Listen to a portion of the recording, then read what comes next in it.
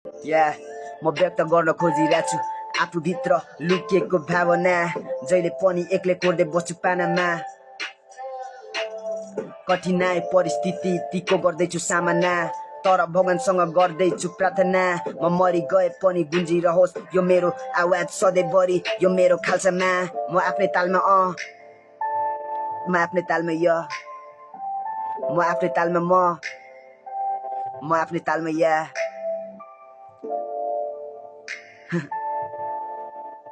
पहिला ओभिन भनेर मायाले बोलाउने मान्छेहरुमा पनि परिवर्तन देख्दैछु म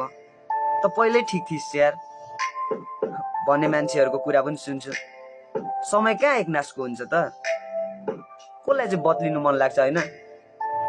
सबैलाई रमाइलो मोमेन्ट र आफू सही भएको त्यही समयमा बस्नु मन लाग्छ नि तर समय कहाँ एकनासको हुन्छ त यो कुरा चाहिँ म कसरी व्यक्त गर्नु भन्न त खोज्छु म धेरै नै सोच्छु म जे सोच्छु त्यही नै कोर्छु म जिन्दगी के हो अझै नि भोग्नु छ मेरो कर्ममा जे लेख्या छ त्यही भोग्छु म चाहिँदैन कोही पनि नौटङ्कीको साथ हुँदिन पहिला जस्तो ओभरडोज खाएर चाच किनकि मलाई ऐना हेर्दा लाग्न थालेको छ हल्का आजकल लाच सुन मैले के भन्दैछु मेरो बात नसाले पनि नभुल्ने कस्तो याद सायद गरिब थिए म जनायो रन्डीले जात तर अब छैन मलाई रन्डीको बाल कतिपय कुराहरू मनमा छ म गाउन थालेपछि बोल्छु मनबाट तर हेर्छ रहेछ यहाँ सबैले रूप ल तिमी नै स्वर्ग कि परी म चाहिँ जिउँदो भूत तिमी घमण्ड गर्दै बस रूपको तर एक दिन त सबै सकिनेछ कसले पो भन्छ र झुट भन्देऊ न हो समय एक दिन फर्किनेछ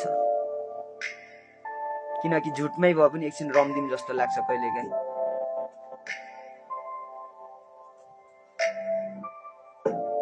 तर बुझ्दैन अबुझले यस्तो कुराहरू